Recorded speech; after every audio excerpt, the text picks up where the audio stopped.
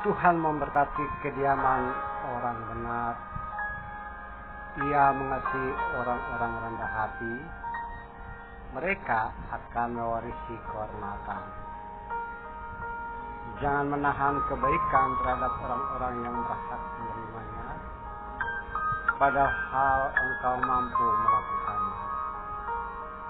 Jangan berkata kepada sesamamu, pergi, datang besok. Besok akan kuberi, sedangkan yang ia minta ada padamu. Jangan merancangkan kejahatan terhadap sesamamu, sedangkan tanpa curiga ia bersama-samamu. Jangan bertengkar dengan seseorang jika ia tidak berbuat jahat kepadamu. Jangan iri pada orang yang melakukan kezaliman. Jangan memilih jalan mereka karena penuh kejian, tapi bergaul dengan orang yang jujur.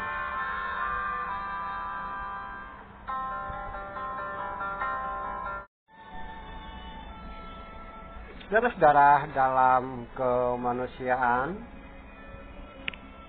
teks tadi yang ada di hadapan saudara, saya naikkan ayat-ayat paling bawah ke bagian paling atas, bagian atas, sehingga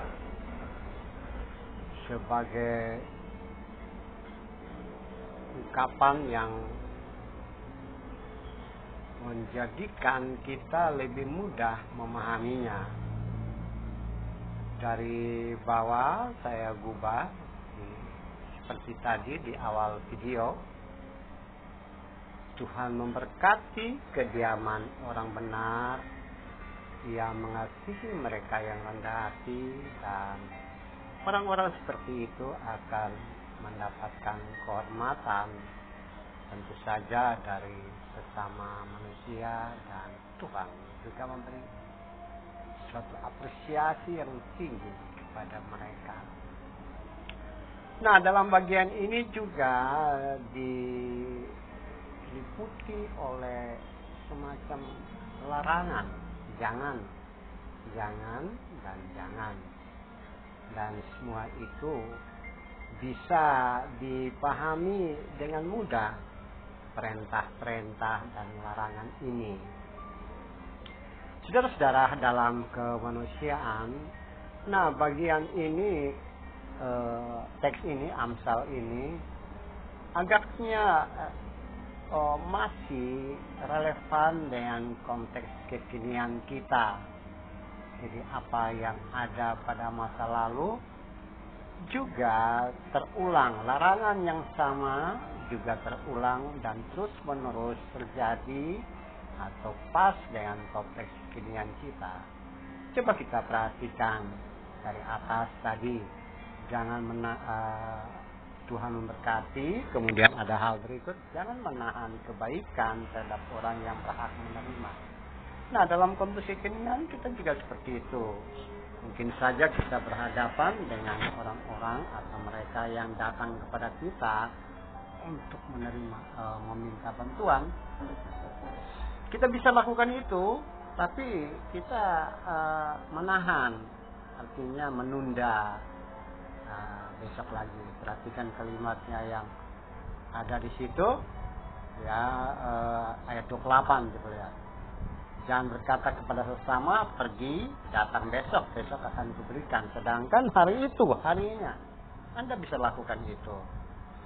Nah, kemudian jangan bertengkar, jangan iri hati, jangan memilih cara atau jalan yang dilakukan oleh orang yang penuh dengan kezaliman. Nah, ada hal yang penting yang kita coba perhatikan untuk hari ini, saudara-saudaraku yang kekasih, saudara yang Tuhan kasihi. Kita berhadapan dengan interaksi, atau kita berada dalam komunitas yang penuh dengan mobilitas, interaksi, pergerakan, dan juga kita berinteraksi dengan mereka yang bisa saja kurang beruntung dari kita. Atau pada satu waktu kita didatangi oleh orang lain atau sesama kita, mungkin juga famili, keluarga dekat atau kenalan dekat atau bahkan tetangga ya, yang kurang beruntung atau mereka memang lagi membutuhkan pertolongan. Nah, jika seperti itu, padahal kita bisa lakukan, bisa membantu karena kita punya sedikit kelebihan atau kita punya peluang untuk menolong orang lain. Nah, apakah kita seperti yang diungkapkan oleh Amsal ini, jangan menahan kebaikan pada orang yang bisa berhak menerima, padahal engkau mampu. Kita mampu lakukan, tapi kita tidak melakukan hal tersebut. Atau kita masih menunda. Sudah, kamu pulang aja dulu, besok baru datang, nanti besok akan kuberikan pertolongan. Padahal Anda bisa lakukan pada saat itu juga. Nah, ini dua hal yang kadang-kadang terjadi dalam hidup dan kehidupan kita, bukan? Entah kita yang sebagai orang yang meminta pertolongan, atau kita yang diminta pertolongan dari orang lain oleh sesama kita. Nah, jika hal itu terjadi, kita perhatikan apa yang diungkapkan oleh Amsal. Jangan dan jangan dan jangan. Jika kalau kita bisa melakukan kebaikan terhadap sesama kita pada hari ini, mengapa kita harus menunda hal tersebut? Saudara-saudaraku yang kekasih, saudara-saudara dalam kemanusiaan, sebagai umat milik Tuhan, sebagai umat Tuhan, dan juga sebagai sesama saudara seiman, seagama atau lintas agama, iman, saudara sesama manusia, sebagai kemanusiaan, saudara dalam kemanusiaan. Jika kita mempunyai kemampuan, jika ada kesempatan untuk berbuat kebaikan kepada sesama kita, maka jangan tunda lakukan itu.